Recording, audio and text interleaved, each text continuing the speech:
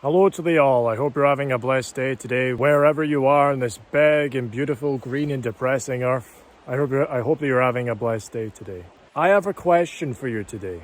Do you believe that the salvation of all mankind by God through Christ is possible?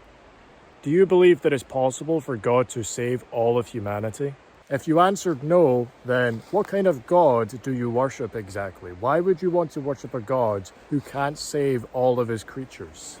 This God is a puny God that resembles a T-Rex more than the one true God. Your God, who can't save all of humanity, has small arms, and he can't reach out to save all of his creatures. Whereas the one true God has the longest arms in all of creation. There is no creature, there is no man that is too far away from God for him to rescue. There is no sin too great which God cannot justify. There is no offense which God cannot forgive. No amount of sin can separate you from the one true God, the creator of the celestials, of the earth which I stand upon, the trees behind me, and the waters of the earth, the seas, and the beasts and the birds and the plains and the fields. God is the creator of all of this and the beauty behind me. And you are telling me, you are claiming that this one true God, who is the creator of all of these things, cannot save all of humanity. What kind of God do you worship exactly? Do you worship a God which is omnipotent, which means he has all the power in the world? He has all the ability to do whatever he likes. You can't put a limitation on his abilities. If you believe that God is omnipotent, then that must mean that he has the ability to save all of humanity. If he does not have the ability to save all of humanity, then he's not omnipotent. This is one of the character traits of God Almighty. You claim to worship a God who's omnipotent, yet you put limitations on him constantly. You say that he is omniscient, which means he knows all things. And if he knows all things, he would know of a way to save all of humanity that does not require you to save yourself. He could come up with a plan to successfully save all those who were condemned in Adam without the help or the need of the condemned to save themselves. All we can do is sin, and God knows this.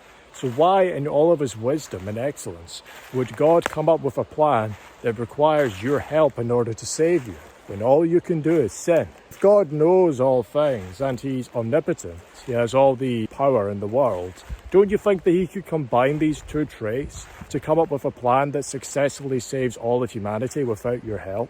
And that there's nothing in creation that can stop him or thwart him? And you can combine those traits with the fact that God says through his words that he desires and wills to save all of humanity.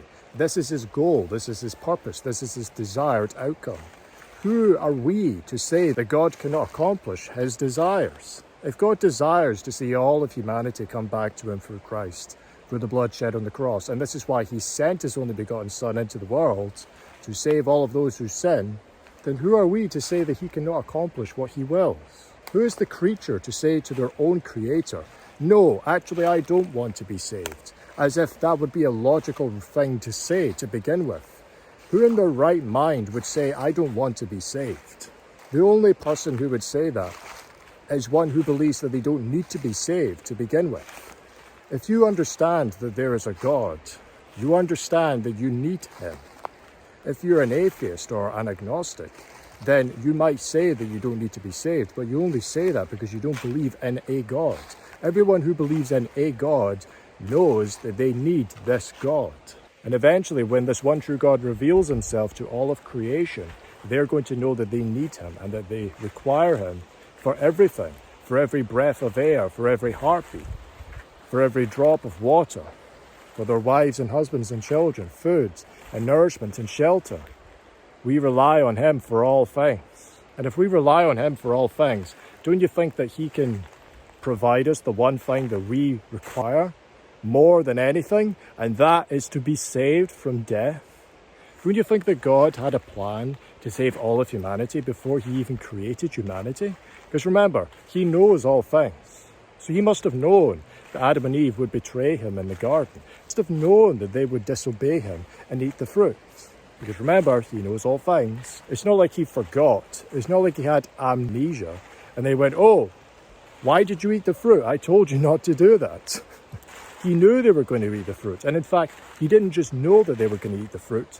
He planned for them to eat the fruit. This was his intention all along. It says in Revelation that the lambkin, which is referring to Christ, of course, was slain from the disruption of the world.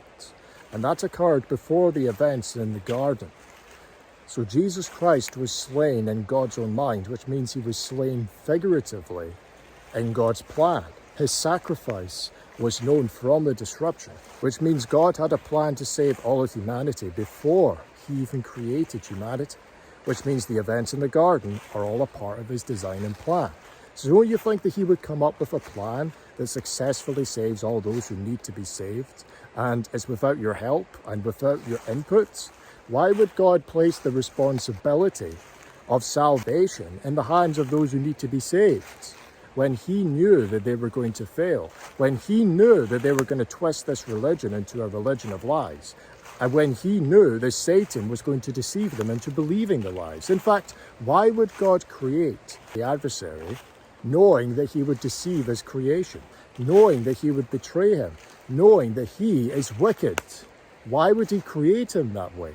And if he didn't create him that way, why would he create him good, knowing that he would turn bad and not do a thing to stop it? Why did God allow Adam and Eve to eat the fruit? He could have stopped them at any time. In fact, he knew that they were going to eat the fruit before they even ate it. This God whom you claim to worship, my dear Christian, you do not understand him. You do not understand his character and his nature. He knows all things. He's capable of all things. And he wills and desires to save all of humanity. And there's nothing that you can do to stop it. So is the salvation of all possible? Yes, it's possible. In fact, it's inevitable. In fact, it's impossible for God not to save all of humanity, because he gave his only begotten Son as a ransom to ransom all things back to him. You are owned by him. He bought you with the blood of his only begotten Son, and that was not just for those with faith.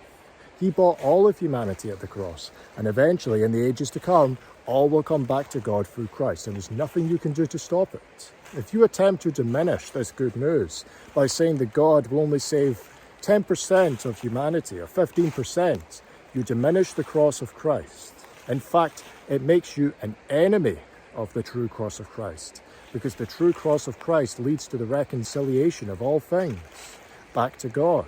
The religion of Christianity makes the one true God out to be like a T-Rex with very short arms. He can't reach out and save you, and he requires you to save yourself. It's like 50-50. God will reach out his hand, and you have to have the wisdom to reach for his hand. And if you let go, tough shit. I guess you're just going to hell. When the real one true God has the longest arms in all of creation to reach anyone that he so desires, no one is out of his reach. And everyone will come back to God in God's own time. So is the salvation of all possible? Yes. In fact, it's inevitable.